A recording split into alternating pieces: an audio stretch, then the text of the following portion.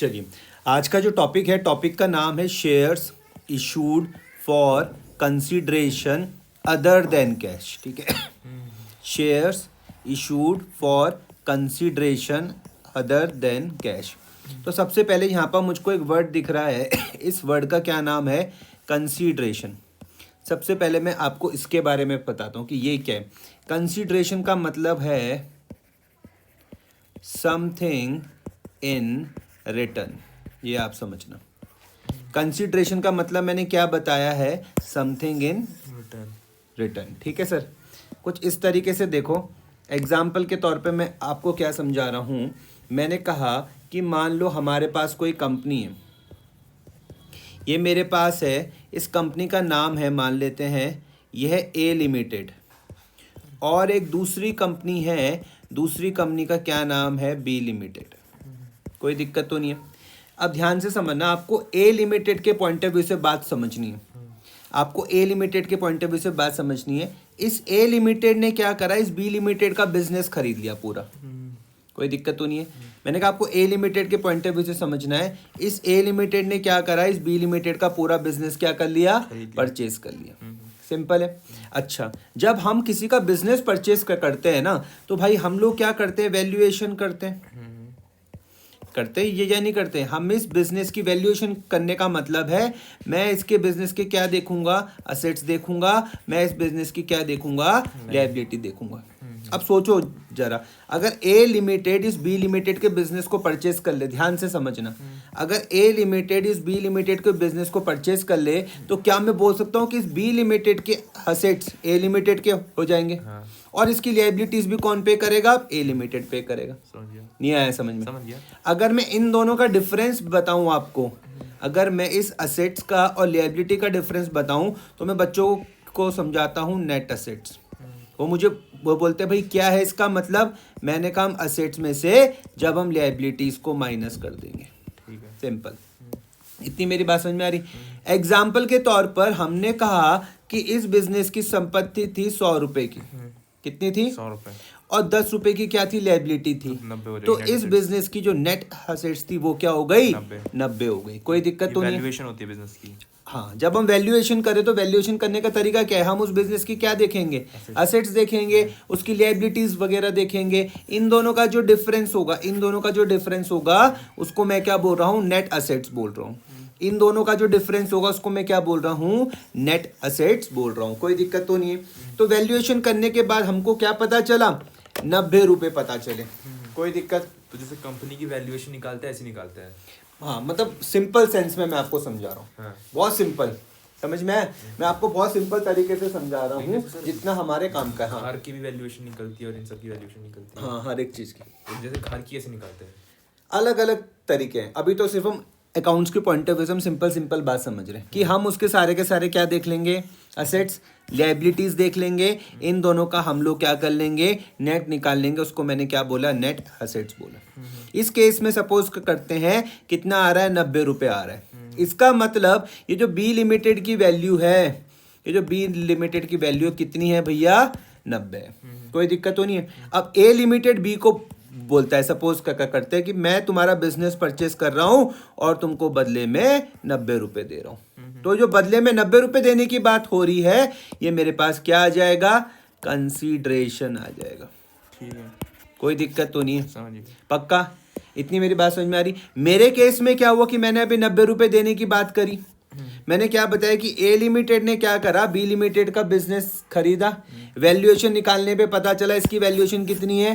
90 रुपए, और इसको इसने 90 रुपए पैसा दे दिया। लेकिन जो टॉपिक है, टॉपिक क्या बोलता है? Shares issued for consideration other than cash. अब इस टॉपिक को समझना। कंसिडरेशन तो आप समझ गए, समथिंग इन रिटर्न। या मैं इसको और सिंपल बोलूं, एग्जाम्पल के तौर पर मैं और बहुत बेसिक सा हमको समझा सकता हूं। आप किसी दुकान पर गए, आपने वहां से एक पेन परचेज किया और पेन के बदले पर आपने 50 रुपए दे दिए, तो आपके लिए कंसिडरेशन क्या होगा? पेन होगा। दुकानदार के लिए कंसिडरेशन क्या होगा? 50 रुपए होगा। कोई दिक्कत तो नहीं है? अब मैं पहुंचता हूं कहां पर? हमारे टॉपिक पर। हमारा टॉपिक क्या बोलता है? हमारा टॉपिक क्या बोलता है? अब सुनना ध्यान से। ये मेरे पास, मैंने कहा मान लेते हैं एक्स कंपनी है। एक्स लिमिटेड है मेरे पास, और ये मुझको यहाँ पर क्या दिख रही है भैया, वाई लिमिटेड दिख रही है। अब ध्यान से समझना, मैंने कहा एक्स लिमिटेड, अब तुम मुझको कहोगे भाई मैं किसके पॉइंट ऑफ व्यू से सोचूं, मैंने कहा आप एक्स लिमिटेड के पॉइंट ऑफ व्यू से सोचो। क्लियर हो रहा? एक्स लिमिटेड ने क्या करा, वाई लिमिटेड के क्या करा, बिजनेस परचेज करा, तो वैल्यूएशन वगैरह सब कुछ निकाल ली होगी, कोई दिक्कत तो नहीं है। वैल्यूएशन निकालने पे पता चला इसकी वैल्यूएशन कितनी है, 90 रुपए। लेकिन जब पेमेंट करने की बारी आई, इन्होंने क्या कर दिए, शेयर इशूड कर दिए। अब एक बार जरा कंपेयर करके देखो, इस वाले केस में मैंने क्या समझाया था, ए लिमिटेड ने क्या करा, बी लिमिटेड का बिजनेस खरीदा, वैल्यूएशन के बाद भैया 90 रुपए आया था, लेकिन पेमेंट किस में करी थी, कैश में करी थी। यहाँ पर हम पेमेंट किस में कर रहे हैं, शेयर इशू करके कर रहे हैं। क्लियर हो गया? बिजनेस तो खरीद लिया, बिजनेस तो क्या कर लिया, परचेज कर लिया, और क्या इशू करा, शेयर इशू करे। अब देखो, अब पहला क्वेश्चन मैं तुमसे पूछता हूँ, क्वेश्चन नंबर फर्स्ट, क्या कंपनी ने शेयर इशू करे हैं? जी सर। तुमने बोला यस, बिल्कुल कर रहे हैं। क्या कंपनी को शेयर इशू करने के बदले मनी रिसीव्ड हुई है? नहीं, उसके बदले बिजनेस में। आंसर है नो, मनी तो नहीं मिली। अब इस टॉपिक की जरा एक बार हेडिंग पर पढ़ के देखो, शेयर इशूड, क्या कंपनी ने शेयर इशूड करे? आंसर है yes, for consideration other than cash. अब आया है समझ में या जानिए? कैश में नहीं करा, शेयर इशू तो करे कंपनी ने, लेकिन कैश में नहीं करे, कैश के अलावा करे। जैसे कि इस केस में जब इसका बिजनेस परचेज किया तो क्या करे, शेयर इशू करे। पक्का? थोड़ा सा बुक पढ़ के देखते हैं बुक क्या बोलती है। अ कंपनी में issue share for consideration other than cash such as against purchase of an asset और परचेज ऑफ बिजनेस और सर्विसेज टेकन। क्लियर हुई? आपकी बुक क्या बोल रही है, एक और एग्जाम्पल लेके चलता हूं। आपकी बुक ने क्या बोला, ध्यान से समझना। एग्जाम्पल के तौर पर ये हमारी कंपनी हो गई इस कंपनी का क्या नाम है, एक्स लिमिटेड, कोई दिक्कत तो नहीं है। ये यहाँ पर कौन है, ये है, सपोज करते हैं ये है मारुति लिमिटेड। हमारी कंपनी ने क्या करा, मारुति लिमिटेड से 50 कार खरीदी। कितनी कार खरीदी, 50 कार खरीदी। कोई दिक्कत तो नहीं है। क्वेश्चन आपको इस मारुति लिमिटेड की जगह एक वर्ड बोल सकता है, उसको हम लोग क्या बोलते हैं, वेंडर। तो घबराने की बात नहीं है, कोई दिक्कत तो नहीं है। वेंडर कौन है, सेलर है। किसके पॉइंट ऑफ व्यू से तुमको सोचना है, तुमको एक्स लिमिटेड के पॉइंट ऑफ व्यू से सोचना है। इस केस में मैंने क्या बताया, एक्स लिमिटेड ने मारुति लिमिटेड से क्या खरीदी, 50 कार खरीदी। ये जो कार है, क्या मैं इसको असेट्स बोल सकता हूँ? जी सर। आंसर है बिल्कुल। तो एक केस तो मैंने इससे पहले तुम्हें बिजनेस ही पूरा खरीद लिया था, वो बताया था। एक केस मैंने आपको किसका बता दिया, असेट्स का समझाया। इसके बाद में कुछ केसेस आपको किसके समझाऊंगा, सर्विसेज के समझाऊंगा थोड़ी देर बाद। कोई दिक्कत तो नहीं है, आप सुनते हैं। यहाँ पर फिर से मैं बुक में आ रहा हूँ। बुक क्या बोल रही है, आ कंपनी में issue share for consideration. Consideration का क्या मतलब होता है, समथिंग इन रिटर्न। हिंदी में बोलूँ तो बोल सकते हैं के बदले में, के बदले में। कोई दिक्कत तो नहीं है। कंपनी ने क्या करे, क्या शेयर इशू करे? आंसर है हाँ। अदर देन, इंपॉर्टेंट वर्ड है, मैं तुमसे पूछूंगा क्या कैश के बदले में करे, तुम बोलोगे नहीं। मैं पूछूंगा क्या कैश के बदले में करे, आप बोलोगे नहीं। तो मैंने कहा फिर क्यों करे, तो तुम बोलोगे इसलिए करे, क्या पता असेट्स खरीदाओ, क्या पता बिजनेस खरीदाओ, क्या पता कोई सर्विस लियो, और भी कुछ हो सकता है। तो ये सब मुझे कैसे पता चलेगा, क्वेश्चन मुझको बताएगा। आगे पढ़ते हैं। Purchase of an asset or purchase of business or service taken and issue of shares are separate transaction। ठीक है, अब सुनना ध्यान से। यहाँ पर ही वही चीज लिखी भी, share issued for consideration other than cash means company has not received amount against the share issued, instead has received assets or service। देखो, क्या मुझको बताओ, क्या कंपनी को पैसा मिला? जब कंपनी ने शेयर इशू करे तो क्या कंपनी को पैसा मिला? बताओ नहीं। तुमने यहाँ पर बताया था ना अभी जब मैंने पूछा था, क्या कंपनी ने शेयर इशू किया? तुमने बोला हाँ जी बिल्कुल किया। मैंने कहा क्या कंपनी को पैसा मिला? तुमने बोला नहीं मिला। तो मैंने कहा क्या मिला भैया, क्या पता कोई असेट्स मिलाओ, क्या पता कोई असेट्स मिलाओ, कोई सर्विस मिली हो, या फिर किसी का बिजनेस खरीदा गया हो। कोई दिक्कत तो नहीं है, कहानी की तरह समझना। अब अब हम सबसे पहले इसकी एंट्रीज देखते हैं, नोट्स बड़े ध्यान से समझना, ठीक है। यहाँ पर है परचेज ऑफ एन असेट्स और बिजनेस, या तो हम कोई क्या खरीद रहे, असेट्स खरीद रहे, या फिर हम क्या कोई खरीद रहे, बिजनेस खरीद रहे। यहाँ पर बढ़ने से पहले मैं आपको कुछ रूल्स बता देता हूँ जिनका आपको ध्यान में रखना है। रूल्स याद रखना। ये रूल्स क्या बताते हैं, डेबिट में असेट जब जब बढ़ेंगे मैं डेबिट में दिखाऊंगा, असेट्स कम होंगे तो मैं क्रेडिट में दिखाऊंगा। पहले इतना दिमाग में छाप लो। लायबिलिटी कम होगी मैं डेबिट में दिखाऊंगा, लायबिलिटी बढ़ेगी मैं क्रेडिट में दिखाऊंगा। कोई दिक्कत तो नहीं है, ये तो बेसिक अकाउंटिंग बेसिक है। और n minus n plus, n minus में क्या बताता हूँ नॉमिनल का, मैं बोलता हूँ debit all expenses and losses, और n प्लस क्या बताता हूँ credit all incomes and gains, income and gain. पहली वाली लाइन को मैं क्या बोलता हूँ n माइनस, दूसरी को मैं क्या बोलता हूँ n प्लस। यहाँ तक कोई दिक्कत तो नहीं है, इन्हीं रूल्स की मदद से सीखना है। चलिए, बोला हुआ परचेज ऑफ एन असेट और बिजनेस, या तो असेट खरीदा हो या फिर क्या खरीदा हो, बिजनेस खरीदा हो। जर्नल समझना आप ध्यान से, द जर्नल एंट्रीज पास्ड। देखो पहली वाली क्या बोल रही, जब आपने असेट्स खरीदे, एंट्री यहाँ पे लिखी हुई sundry assets DR to vendor. आपको इसके नोट्स बनाने हैं प्रॉपर। अब तुम बोलोगे यार यहाँ पे इंडिविजुअल क्यों लिखा हुआ, इंडिविजुअल क्यों लिखा हुआ, तो मैंने कहा इसको तुम कुछ इस तरीके से समझो, इसको कुछ आप इस तरीके से समझना, इसको कुछ आप इस तरीके से समझो। देखो ये जैसे यहाँ पर लिखा हुआ जनरल ट्रेडर लिमिटेड ने परचेज किया running business of Pawan retail limited का 6 लाख रुपए का, 10% चेक से दिया, और जो बैलेंस था उसमें कहा कि हम आपको इक्विटी शेयर देंगे 100 रुपए का एक, premium of 20%। Assets and liabilities यहाँ पर दी हुई। तो इंडिविजुअल देखो, building, plant and machinery, stock, trade, receivables और इस तरीके का। नहीं आया समझ में? समझ गया। तो ये जो आपको इंडिविजुअल वर्ड दिख रहा है, ये कौन सा वर्ड दिख रहा है आपको, ये इंडिविजुअल वर्ड दिख रहा, तो ये समझे। यहाँ पे क्या लिखा हो, सन्ड्री असेट्स। एग्जाम्पल के तौर पे यहाँ पर क्या हो सकता था, furniture, land and building, plant and machinery and so on, इस तरीके से। इतनी बात समझ में आई? यहाँ तक कोई दिक्कत तो नहीं है। अब समझना ध्यान से, असेट्स किसके पॉइंट ऑफ व्यू से समझना है तुमको, किसके पॉइंट ऑफ व्यू से समझना है? एसेट्स मुझे समझना है बिजनेस के बिजनेस के पॉइंट ऑफ व्यू से, कि हम किसी से क्या खरीद रहे, असेट्स खरीद रहे। तो असेट्स मेरे पास अगर बढ़ेंगे तो क्या मैं उसको डेबिट में दिखाऊंगा? सर बिल्कुल। तो पहले आपको सिर्फ यहाँ पर ध्यान देना है कि ये यहाँ पर ये क्यों आया, ए प्लस में क्यों आया है, और मैंने क्या रूल लगाया। समझ गया। क्लियर हो रहा? इंडिविजुअल समझा पाया मैं आपको? इंडिविजुअली अलग अलग लिखना है। बिल्डिंग हुई तो बिल्डिंग लिखोगे, plant and machinery, land and building, जो भी हुआ सो ऑन। टू वेंडर आ रहा है, क्या लिखा हुआ, टू वेंडर। इसमें मैंने काय का रूल लगाया, एल प्लस का रूल लगाया। सुनना आप ध्यान से, बड़े ध्यान से सुनना। अभी मैंने यहाँ पर बताया था कि एक्स लिमिटेड ने कहाँ गया वो, अभी मैंने आपको यहाँ पर ये समझाया था, किधर गया ये, कि एक्स लिमिटेड ने क्या करा, 50 कार खरीदी मारुति लिमिटेड से, तो मारुति लिमिटेड क्या बन जाएगी भैया, वेंडर बन जाएगी। तो एंट्री भी देखो वही लिखी भी, sundry assets DR to vendor.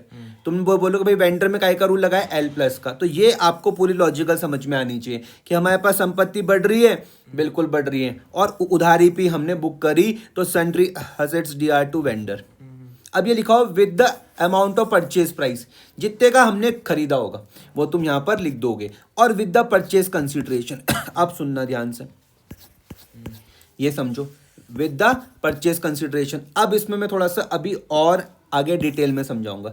अभी मैं आपको सिर्फ सिंपल क्या समझा रहा हूं, अभी मैं सिर्फ सिंपल रख के चल रहा हूं। मैंने कहा मान लो हमने 100 रुपए का क्या खरीदा, असेट्स खरीदा। कितने में खरीदा, 100 रुपए में। बस अभी मैं सिंपल ये समझा रहा हूं आपको, कितने का खरीदा, 100। कोई दिक्कत तो नहीं है? पक्का? आगे अगर हम किसी का बिजनेस खरीदते हैं तो अब ये समझना, यहाँ पे कुछ चीजें जो फिर से समझाऊं। नहीं समझ। एंट्री समझ गए आप, sundry assets DR to vendor समझ गए? चलिए अब मैं दूसरा समझा रहा हूं कि जब हम किसी का क्या खरीदते हैं, बिजनेस खरीदते हैं। तो अब ये समझो, यहां पर बच्चों को बहुत ज्यादा कंफ्यूजन होती है, वो मैं अभी आपको समझा देता हूं। एक कहानी को समझना, ठीक है? एक कहानी आप समझ लोगे, आपको सब कुछ समझ में आ जाएगा। मैंने कहा कि मान लो ये है आपके पास एक्स लिमिटेड, ये आपके पास क्या है, एक्स लिमिटेड। एक्स लिमिटेड ने क्या करा, वाई लिमिटेड का बिजनेस खरीदा। तो अभी मैंने बताया जब हम बिजनेस खरीदते हैं हम सबसे पहले क्या करेंगे भैया, वैल्यूएशन करेंगे। भैया वैल्यूएशन करने पर सपोज करते हैं इसकी बिजनेस की वैल्यूएशन 100 रुपये आई। किसकी वैल्यूएशन? वाई लिमिटेड की। मुझे किसके पॉइंट ऑफ व्यू से समझना है? एक्स लिमिटेड के पॉइंट ऑफ व्यू से समझना है। एक्स लिमिटेड क्या करना चाह रहा है? वाई लिमिटेड का बिजनेस खरीदना चाह रहा है। सबसे पहले वो क्या करेगा? वैल्यूएशन करेगा। जब वैल्यूएशन करी तो बिजनेस की वैल्यूएशन कितनी आ गई? 100 रुपए की। अब मैंने कहा सुनना, मैं यहाँ पर एक शब्द में लिख रहा हूँ, कितने में बात हुई, कितने में बात हुई, ये लिख रहा हूँ मैं सिंपल। मतलब मैंने कहा बिजनेस की वैल्यूएशन तो भैया 100 रुपए है, लेकिन बात कितने में हुई? खरीदने की बात के कितने में तय हुई? तो मैंने कहा यहाँ पर 3 बातें हो सकती हैं। मैंने कहा यहाँ पर 3 बातें हो सकती है। एक बातें क्या हो सकती है? बिजनेस की वैल्यू कितनी, कितने में खरीदा? 100 रुपए में। एक बात तो ये हो सकती है भैया वैल्यू कितनी? 100 और 100 में खरीदा। हो सकता है। एक हो सकता है कि बिजनेस की वैल्यूएशन कितनी? 100 लेकिन बात कितने में हुई हो? 90 में। नहीं हो सकता ऐसा? हाँ। बिल्कुल हो सकता है। एक केस हो सकता है बिजनेस की वैल्यू कितनी 100 और बात हुई हो मान लो 120 में। तो यहाँ पे 3 केस बन सकते हैं। जी सर। अब बच्चा कहेगा भैया यहाँ पे तो कोई दिक्कत नहीं है भाई, 100 रुपए बिजनेस की वैल्यू थी और 100 रुपए में कितने में बात हुई का आंसर आ गया। अब मुझको ये समझना है, देखो कैपिटल। सुनना ध्यान से। अब सबसे पहले ये समझो, ये जो 90, 100 और 120 लिखा हुआ मैंने, ये जो मैंने 90, 100, 120 लिखा हुआ, ये है क्या? कितने में बात हुई का मतलब होता है ये है परचेज कंसीडरेशन। आया है समझ में? परचेज कंसीडरेशन कि भैया कितने में बात हुई, बिजनेस कितने का खरीद रहे हो, इसको मैं क्या बोल रहा हूं? परचेज कंसीडरेशन बोल रहा हूं। क्लियर कर पाया मैं इतनी बात? पक्का? अब सुनना ध्यान से। केस नंबर 1 लेके चलता हूं मैं। मैंने कहा मैं यहां पर आपके साथ केस नंबर 1 लेके चलता हूं। मैंने कहा बिजनेस की वैल्यू कितनी? 100 रुपए। परचेज कंसीडरेशन कितना? 90 रुपए। नहीं आया समझ में? बिजनेस की वैल्यू निकाली कितनी? 100 अब तुम ही सोचो, इस तरीके से सोचो कि तुम किसी का बिजनेस खरीदने जा रहे, तुमने उसकी वैल्यूएशन निकाली, कितनी आई? 100 रुपए आई। आप किसी का बिजनेस खरीदने जा रहे, आपने बिजनेस की वैल्यूएशन निकाली, कितनी आई? 100 रुपए आई। कोई दिक्कत तो नहीं है। लेकिन जो बात हुई परचेज कंसिडरेशन, वो कितने में हुई? 90 में। तो आपके चेहरे पर क्या दिखेगी? अच्छी बात। खुशी दिख रही या नहीं दिख रही? हाँ खुशी क्यों दिख रही? क्योंकि आपके 10 रुपए बच गए। नहीं आया है समझ में? समझ गया। आपने कहा कि भैया मैंने बिजनेस की वैल्यू निकाली, कितनी आई? वो 100 रुपए आई, लेकिन कितने में बात हुई उसको मैं क्या बोल रहा हूँ? Purchase consideration. कितना बोल रहा हूँ? 90 रुपए। आपके चेहरे पर क्या दिखी? खुशी। मैंने कहा क्यों हो खुश? तुम बोले भाई मेरे 10 रुपए बच गए। तो इस 10 रुपए को मैं क्या बोलता हूँ? कैपिटल रिजर्व बोलता हूँ। इस 10 रुपए को मैं कहाँ पर दिखाऊंगा? कैपिटल रिजर्व में दिखाऊंगा। ये समझो। क्लियर हुआ? मैंने क्या करी? सबसे पहले बिजनेस की वैल्यू निकाली। बिजनेस की वैल्यू को मैंने किससे कंपेयर करा? परचेज कंसिडरेशन से। मैंने कहा मजा आ गया भाई, बिजनेस की वैल्यू तो 100 रुपए है, मेरा काम कितने में हो गया? 90 रुपए में 10 रुपए का मेरा लाभ हो गया। जो 10 रुपए का मेरा लाभ हुआ, इसको मैं कहाँ पे दिखाऊंगा? कैपिटल रिजर्व में। और कैपिटल रिजर्व कहाँ पर आता है? क्रेडिट में आता है। इतना समझो। Case number 2। देखो केस नंबर 2 तो कुछ है नहीं, 100 का 100 में कुछ नहीं है, यही है सीधा। ठीक है, तो मैं केस नंबर 2 इसी को ही बना लेता हूँ। मैंने कहा कि भैया हमने क्या करी? हमने बिजनेस की वैल्यू निकाली। बिजनेस की वैल्यू कितनी आई? 100 रुपए आई। कितनी आई? 100 रुपये। परचेज कंसिडरेशन कितना आया? 120। अब तुम बोलोगे अरे कि जब हमने बिजनेस की वैल्यू निकाली तो 100 रुपए आई, लेकिन कितने में बात हुई? यही था ना मेरा जवाब 120 कि भैया कितने में बात हुई। तो यहाँ पे पता चला भैया बात तो 120 में हुई। बात तो कितने में हुई? 120 में हुई। अब तुम मुझे कहोगे ना कि भैया फालतू पैसा क्यों दे रहे हो, ये 20 रुपए का नुकसान मेरा क्यों करवा रहे हो? मैंने कहा भैया फालतू पैसा इसलिए दे रहे कि सामने वाले की क्या होगी? गुडविल। गुडविल होगी। नहीं आया समझ में? मैंने कहा भैया तुम इसको नुकसान मत समझो। मैंने कहा इसको नुकसान मत समझो। आप 20 रुपए इसलिए फालतू दे रहे हो क्योंकि सामने वाले की क्या है? गुडविल है। समझ गया। आ गया समझ में? जब तुम्हारा फायदा हो तो क्या बोला था? Capital reserve. और जब तुम फालतू पैसा दे रहे हो, एक्स्ट्रा पैसा दे। आए भाई समझ में? पूछोगे ना मुझसे कि भैया बिजनेस की वैल्यू तुमने निकाली वो तो 100 रुपए आई, और परचेज कंसिडरेशन तुम मुझे 120 वो बोल रहे हो, ये 20 रुपए फालतू काहे के दे रहे हो? तो मैंने कहा भैया 20 रुपए फालतू किसके दे रहे? गुडविल के। कोई दिक्कत तो नहीं है। और गुडविल क्या होती है अगर तुमको पता हो तो? गुडविल है आपके पास इंटेंजिबल एसेट्स। गुडविल क्या है?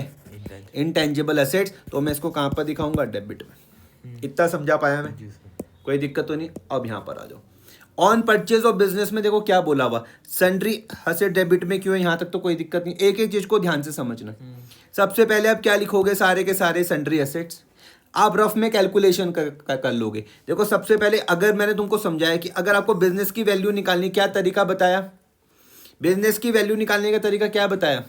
बिजनेस के नहीं, क्या बताया? नेट एसेट्स निकालना है। Very good. मैंने आपको समझाया कि अगर आपको किसी बिजनेस की वैल्यू निकालनी है, मैंने आपको समझाया कि अगर आपको किसी बिजनेस की वैल्यू निकालनी है तो मेरे कहने का मतलब है मैं नेट एसेट पूछ रहा हूं आपसे। हाँ जी सर। आप रफ में निकाल लोगे ना नेट एसेट्स। हाँ जी। इसका फॉर्मूला क्या है कि भैया एसेट्स में से लिएबिलिटीज को माइनस कर लो। As simple as that. Question आपको एसेट्स दे देगा, लिएबिलिटीज भी दे देगा। आप एसेट्स में से लिएबिलिटीज को माइनस कर दोगे और क्वेश्चन आपको परचेज कंसीडरेशन भी देगा। क्वेश्चन आपको क्या करेगा? Purchase concentration. तो स्टेप नंबर 1 समझ लो। सबसे पहले क्या करना है? सबसे पहले आप बिजनेस की क्या करोगे? वैल्यूएशन निकालोगे। एंट्री में मत भागो पहले, एंट्री में मत भागो पहले। पहले ये समझो कि सबसे पहले मुझे बिजनेस की वैल्यू निकालनी है। मैं रफ में सबसे पहले क्या निकालूंगा? Net assets. एसेट्स देख लूंगा सारे के सारे और लिएबिलिटीज माइनस कर दूंगा। कभी हमको लिएबिलिटीज नहीं दी हुई होती तो उस केस में मैं सिर्फ एसेट्स से लेके चलूंगा। कोई दिक्कत तो नहीं है। और ये मुझे क्वेश्चन में दिया हुआ रहेगा। उसके बाद मैं क्या करूंगा? इन दोनों के साथ कंपैरिजन। क्या करूंगा? रफ में कंपैरिजन। कंपैरिजन करने के बाद मुझे यहीं पर ही पता चल जाएगा कि भैया जो मेरे पास जो बैलेंस मतलब जो डिफरेंस है वो गुडविल आ रहा है या फिर क्या आ रहा है? कैपिटल रिजर्व आ रहा है। कोई दिक्कत तो नहीं है? फिर से समझा देता हूँ एक बार फटाफट से। आपने बिजनेस की वैल्यू निकाल दी, मान लो 100 रुपए आई। परचेज कंसीडरेशन मतलब 90 में बात हुई। तुमने कहा मेरे तो 10 रुपए का फायदा हो गया। जब तुम्हारा फायदा हो तो मैंने कहा भैया इस फायदे को क्या बोलोगे? तुमने कहा मैं इसको बोलूंगा कैपिटल रिजर्व। कैपिटल रिजर्व कहां पर आता है? क्रेडिट में आता है। दूसरा केस, बिजनेस की वैल्यू निकाली, 100 रुपए आ रही लेकिन 120 पर बात हुई। तुम मुझे पूछोगे भाई ये 20 रुपए फालतू हम किस बात के दे रहे हैं? 20 रुपए फालतू हम किस बात के दे रहे हैं? मैंने कहा सामने वाले की गुडविल होगी ना, तभी तो मुझे 20 रुपए फालतू दे रहे हैं। तो मैंने कहा परेशान होने की बात नहीं, हम गुडविल के पैसे दे रहे हैं। तो गुडविल क्या होता है? इंटेंजिबल एसेट्स होता है। कहां पर आएगा? डेबिट में आएगा। सिंपल। अब सुनना ध्यान से। एसेट्स यहाँ पर डेबिट में क्यों है ये तो तुम समझ गए होंगे। हाँ जी सर। एसेट्स इंडिविजुअली क्यों लिखा हो वो भी तुम समझ गए होंगे कि जितने भी एसेट्स दिए हुए उन सब के हम नाम लिखेंगे। कोई दिक्कत तो नहीं। तो सबसे पहला काम आप क्या करोगे? वही जो दोनों काम की, बिजनेस की वैल्यू निकाल दी, बिजनेस की वैल्यू और परचेज कंसीडरेशन। तो तुमको या तो तुमको गुडविल मिल जाएगी या फिर तुमको कैपिटल रिजर्व मिल जाएगा। या फिर तुमको क्या मिल जाएगी? गुडविल या फिर कैपिटल रिजर्व। दोनों नहीं आएंगे, या तो ये आएगा या फिर ये आएगा। समझ गया। तो सन्ड्री एसेट्स क्वेश्चन में दिए हुए रहेंगे, आप लिख लोगे। लिएबिलिटीज दी हुई आप लिख लोगे। अब तुम बोलोगे वेंडर में क्या लिखना है? बस तो जो हमने उसको देने का वादा कराओ, परचेज कंसीडरेशन। समझ गया। वेंडर में मैं क्या लिखूंगा? जितने में बात हुई है। जैसे कि यहाँ पर मैंने बताया था कि कितने में बात हो सकती है? 90 में बात हो सकती है। जैसे ये मैंने बताया था ना कि 90 में बात हो सकती है, भैया 100 में बात हो सकती है, 120 में बात हो सकती है। अगर 100 रुपए की वैल्यू आ रही और परचेज कंसीडरेशन भी 100 है तो कुछ तो डिफरेंस नहीं आएगा। अगर बिजनेस की वैल्यू कितनी आ रही और परचेज कंसीडरेशन कितना है? 10 रुपए का तुम्हें क्या हो जाएगा? कैपिटल रिजर्व, फायदा हो जाएगा। बिजनेस की वैल्यू कितनी आ रही और कितने में बात हुई? 120। तो पूछोगे ना कि मैं 20 रुपए फालतू किस बात के दे रहा हूँ, क्योंकि सामने वाले की क्या होगी?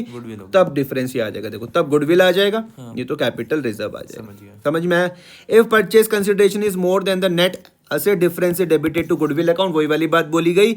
It is a case of a purchase consideration, hence is recorded in the books. If purchase consideration given is less than the net asset, the difference is credited to the capital reserve. Either goodwill or capital reserve will appear at a time. Notes बड़े ध्यान से बनाना, कोई दिक्कत तो नहीं है? पक्का?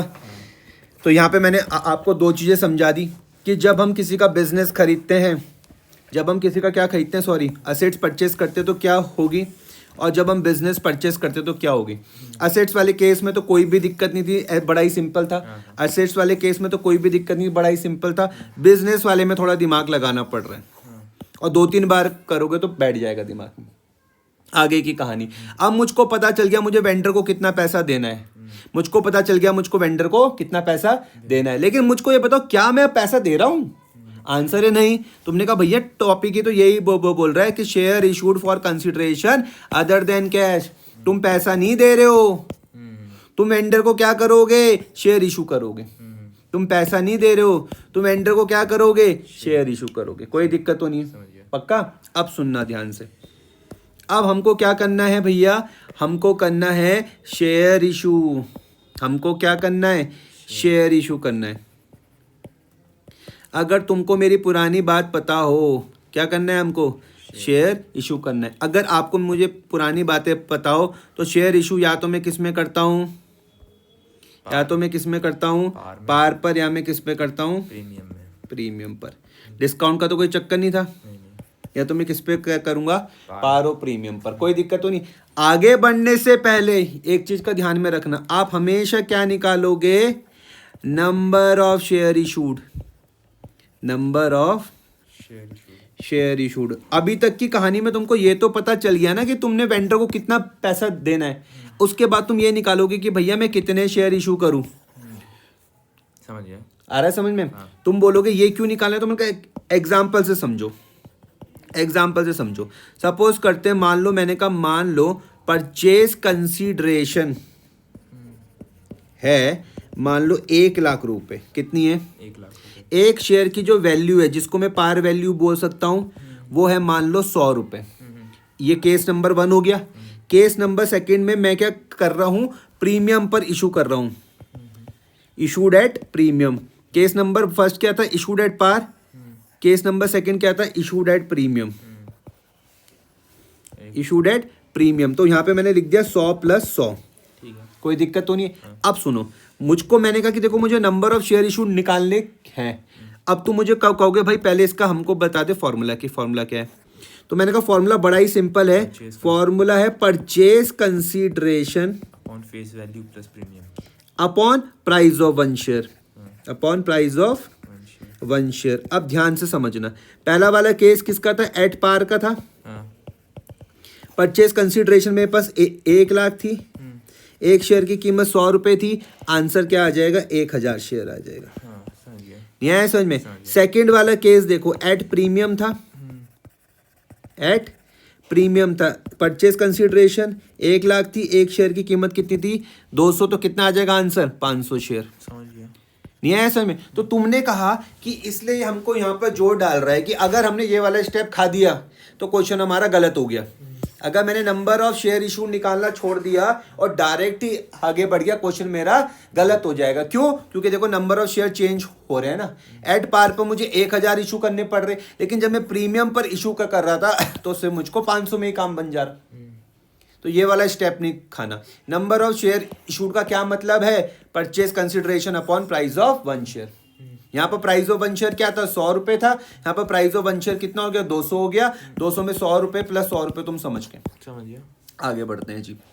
अच्छा, ये हो गया, ये हो गया, ये हो गया, ये हो गया, ये हो गया, ये हो गया। अब on issue of shares, if shares are issued to vendor at par. अगर हम किस पे कर रहे हैं भैया, पार पर कर रहे हैं। एंट्री तो सिंपल ही हो जाएगी, vendor account debit to share capital. Entry तो समझ में आई ना। देखो जब तुमने यहाँ पे बिजनेस खरीदा था या असेट्स खरीदा था, तुम्हारी यहाँ पे वेंडर से लायबिलिटी बन रही थी, ये देखो, और ये देखो बन रही थी या नहीं बन रही थी। अब तुम जब इसको शेयर दोगे तो ये वेंडर वाली लायबिलिटी तो कम हो जाएगी ना। इस वेंडर वाली लायबिलिटी में तो मैं L माइनस का रूल लगा दूंगा, उसकी जगह पे नई लायबिलिटी आ जाएगी शेयर कैपिटल। अब देखो टॉपिक पढ़ के देखो, issue share for consideration other than cash. क्या हमने शेयर इशू करे, बिल्कुल करे, लेकिन क्या कैश में करे, आंसर है नहीं, कंसिडरेशन अदर देन कैश। तब तुम्हें समझ में आएगी कि vendors DR to share capital. कोई दिक्कत तो नहीं है। यहाँ पर तुम कर दोगे 1,000 मल्टीप्लाई बाय 100 उस वाले केस के हिसाब से।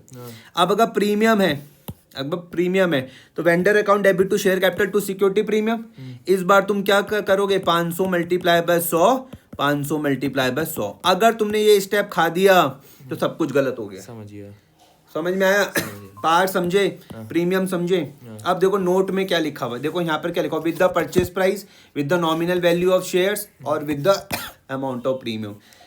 नोट में क्या लिखा हुआ है, before passing the journal entry देख लो, इंपॉर्टेंट बात है। Before passing the journal entry calculate the number of shares to be issued against purchase consideration as follows. Entry pass करने से पहले क्या करना है, हमेशा नंबर ऑफ शेयर्स को कैलकुलेट करना है। ये तो लिखा हुआ before passing the journal entry pass करने से पहले आप क्या करोगे, हमेशा नंबर ऑफ शेयर्स कैलकुलेट करेंगे। इशूड कैलकुलेट करोगे अगेंस्ट परचेज कंसिडरेशन। फॉर्मूला आप समझ गए, number of shares to be issued is equal to purchase consideration upon issue price of a share. Issue price समझ रहे हो ना? हाँ सर। इशू प्राइस में एक बार क्या था पार और एक बार क्या था प्रीमियम था। समझ में आ गया? हाँ। कोई दिक्कत? कुछ भी चीज़ दोबारा से समझाऊं? नहीं समझ गया। आगे फटाफट से एग्जाम्पल नंबर 5 आपको जल्दी से समझ में आ जाएगा। एग्जाम्पल नंबर 5 क्या बोलता है सुनना। न्यूटन लिमिटेड एक कंपनी है। यहाँ पर हमने दो चीज़ें कवर कर ली ना, या तो आप असेट्स परचेस कर रहे हो या फिर आप किसी का बिजनेस परचेस कर रहे हो। न्यूटन लिमिटेड कोई कंपनी है, उसने परचेस करी मशीनरी 6 लाख रुपए की रॉयल लिमिटेड से। पहले आप मुझे बताओ किसके पॉइंट ऑफ व्यू से समझोगे, क्या आप न्यूटन लिमिटेड के पॉइंट ऑफ व्यू से समझोगे या फिर आप रॉयल लिमिटेड के पॉइंट ऑफ व्यू से समझोगे? न्यूटन लिमिटेड जो होगी, आप न्यूटन लिमिटेड के उससे समझोगे। रॉयल लिमिटेड क्या बनेगी आपके लिए? बहुत बढ़िया, आपने कहा भैया ये तो मेरे लिए वेंडर बन जाएगी। न्यूटन लिमिटेड ने क्या करा भैया, मशीनरी परचेस करी। न्यूटन लिमिटेड ने क्या करा भैया, मशीनरी परचेस करी। कितने रुपए की? 6 लाख की। न्यूटन लिमिटेड ने क्या करा, मशीनरी परचेस करी। कितने रुपए की? 6 लाख रुपए की। किससे करी? रॉयल लिमिटेड से। हाँ। इतनी बात समझ में आ रही? न्यूटन लिमिटेड ने मशीनरी परचेस करी कितने रुपए की? 6 लाख रुपए की रॉयल लिमिटेड से। कोई दिक्कत तो नहीं? Payment is to be made by issue of equity share of ₹10 each. जब पेमेंट देने की बारी आई ना, जब पेमेंट देने की बारी आई तो वो कहते हैं इक्विटी शेयर इशू कर लेंगे। एक शेयर की कीमत कितनी है? 10 रुपए। जब पेमेंट देने की बारी आई वो कह रहे भैया हम शेयर इशू कर लेंगे, इशू कर लेंगे और एक शेयर की कीमत कितनी है? 10 रुपए। तो ये मेरे पास क्या हो जाएगा, price of 1 share. Price of 1 share. इसी को ही मैं क्या बोलता हूँ, नॉमिनल। याद आ रहा? इसी को ही मैं क्या बोलता हूँ, फेस वैल्यू। इसी को ही मैं क्या बोलता हूँ, पार वैल्यू। कोई दिक्कत तो नहीं है? इतनी बात समझ में आ गई? Calculate number of shares to be issued to royal limited. Question बड़ा ही सिंपल है, आपको नंबर ऑफ शेयर्स कैलकुलेट करने के लिए बोल रहा है ये रॉयल लिमिटेड के। ठीक है, कब? अगर आप शेयर को इशू कर रहे हो किस पे? पार पर। अगर आप किस पे कर रहे हो? प्रीमियम पर। अगर देखो प्रीमियम में क्या होता है कि भैया शेयर के भाव तो क्या हो जाते हैं, बढ़ जाते हैं, तो नंबर ऑफ शेयर्स क्या हो जाएंगे, कम हो जाएंगे। इशूड एट पार पर तुम क्या लिखोगे, purchase consideration upon issue price of shares. जैसे मैंने यहाँ पर लिखा था ना प्राइस ऑफ 1 शेयर, इस प्राइस ऑफ 1 शेयर की जगह क्या लिख देना, इशू प्राइस ऑफ शेयर। क्या लिख दोगे यहाँ पर आप, इशू प्राइस ऑफ शेयर। ठीक है, इशू प्राइस ऑफ प्रीमियम में जब कर रहा है शेयर, नहीं कुछ भी हो, चाहे पार हो चाहे प्रीमियम हो, इशू प्राइस ऑफ शेयर। ठीक है। तो इशूड एट पार पर तुमने लिख दिया भैया परचेज कंसिडरेशन कितना है, 6 लाख रुपए। 6 लाख रुपए ही तो देने। हाँ। 6 लाख रुपए अपॉन 10 तो कितना आ गए, 60,000 आ गए। और जब प्रीमियम की बारी आई, प्रीमियम कितना है, 20%। अच्छा याद रखना है जो प्रीमियम है ना 20%, ये हमेशा 10 पे कैलकुलेट होता है। ठीक है, 20% ऑफ 10 तो कितना आ जाएगा, 2 रुपए आ जाएगा। परचेज कंसिडरेशन कितना था भैया, 6 lakh upon issue price of share, अब कितना हो जाएगा, 12 हो जाएगा, तो 50,000 शेयर आ जाएगा। इतना सोचना है तुमको कि भैया जब हम किस पे इशू कर रहे थे, पार पर, तब कहानी क्या बन रही थी, 60,000 की। जब हम प्रीमियम पर गए तब कहानी कहाँ आ रही, 50 पर आ रही। इस चीज का ध्यान रखना है। अगर ये स्टेप खाया तो क्वेश्चन रॉन्ग हो जाएगा, अगर ये स्टेप गया तो क्वेश्चन रॉन्ग हो जाएगा। ठीक है, कल हम यहाँ से स्टार्ट करेंगे सर्विस टेकन से।